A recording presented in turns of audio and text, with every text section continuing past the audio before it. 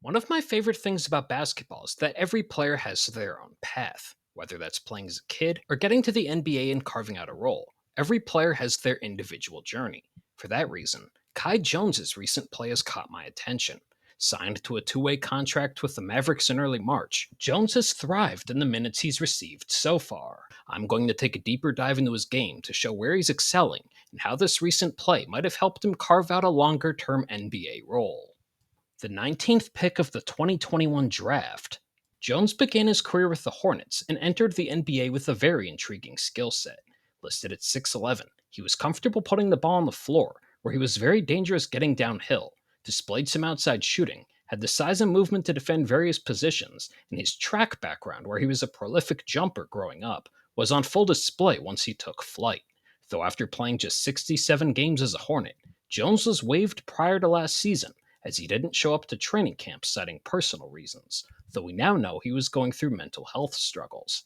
Kai signed a 10-day contract with the Sixers late last season, but was later picked up by the Clippers, where he started this year on a two-way contract before being waived at the beginning of March. Jones was picked up a few days later by the Mavericks, and so far has made the most of his opportunity.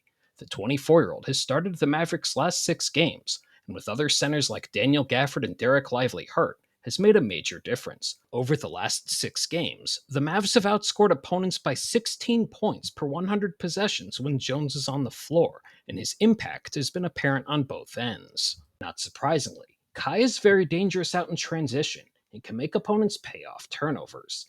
This starts with Zach LaVine having the ball, and Jones is initially in drop coverage defending the screener in Jonas Valanciunas.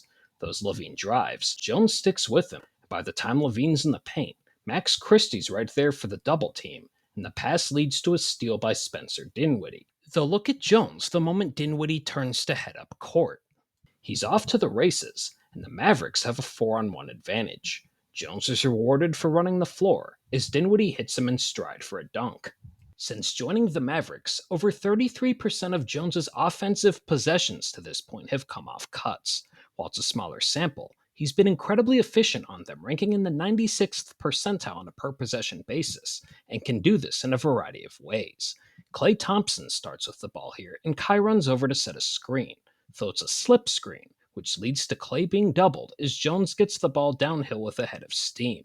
With Nets defenders scrambling, this could be the start of a potential advantage. Jones makes the pass to PJ Washington in the right corner, and the defender who was on the ball now has to rotate to try and stop the drive. As Washington gets downhill, Cam Johnson rotates over to help, but right as that happens, Jones, who is around the right elbow, starts cutting towards the basket. Washington drops it off, and it leads to an easy dunk.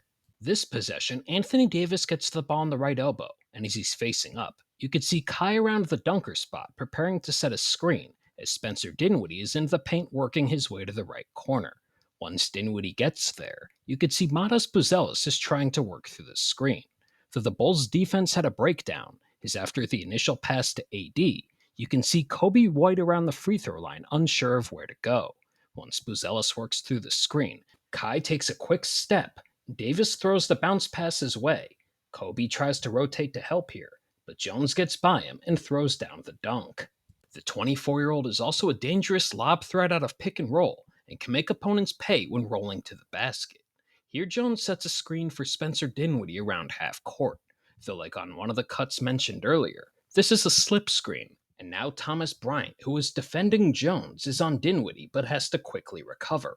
Though Kai is very dangerous running downhill, and as you can see, the runway is clear here. Dinwiddie hits Jones with the bounce pass in stride, and Kai finishes the dunk through contact. The threat he provides as a lob threat out of the action can also create opportunities for teammates. Spencer Dinwiddie here is running right side pick and roll as Jones comes over to set a screen with Jalen Duren defending him, though Dinwiddie goes away from the screen, and Jones starts rolling after tagging Cade Cunningham. However, Duren is now staying in front of Dinwiddie, so this created a potential advantage. As Jones gets in the paint, you could see Asar Thompson rotates off of PJ Washington to try and eliminate the potential lob, though as a result of that, Dinwiddie makes the pass to Washington in the left corner, who knocks down the open triple. Jones has also shown intriguing flashes defensively, where his size and movement ability gives him versatility on that end of the floor. This can be anything from defending out of pick and roll, isolation, and also when defending drives on spot ups. Tyler Kolek has the ball here, and as he drives downhill, Kai rotates over to cut off his drive. Though as Kolek passes the ball, he immediately works towards the right corner as Jones has a foot in the paint. Though when the rookie gets the ball, Kai trying to close out is in a tough spot as a flyby could lead to a wide open look from deep. Instead, he stays down and sticks with Kolek off the dribble, forcing him into a tough shot in the paint. Not surprisingly, Jones can also make a difference blocking shots. Whether it's off of rotations or sticking with players of various sizes off the dribble, he can make a difference here. Given that Anthony Davis prefers playing power forward and he's a great defender in his own right, the minutes these two play together with Jones at center could be a very intriguing development down the stretch this season. Now, the Mavericks have a very interesting dilemma coming up. Jones is on a two-way contract, and players on those deals aren't eligible to play in the play-in or playoffs. So how can the Mavericks change that? Given that they're capped at the first apron, the team could potentially sign Jones or Brandon Williams on April 10th, with just 4 days left in the season as a vet minimum signing. Though at the least, Jones in this role is showing what he can offer to the 29 other teams. While he entered the NBA showing flashes of being a big wing, the 24-year-old is showing he could certainly contribute as a threat in a different role. That would be someone who plays around the rim and finishes lobs, scores off cuts, and runs the floor in transition. Then paired with that is the positional versatility he could offer on defense.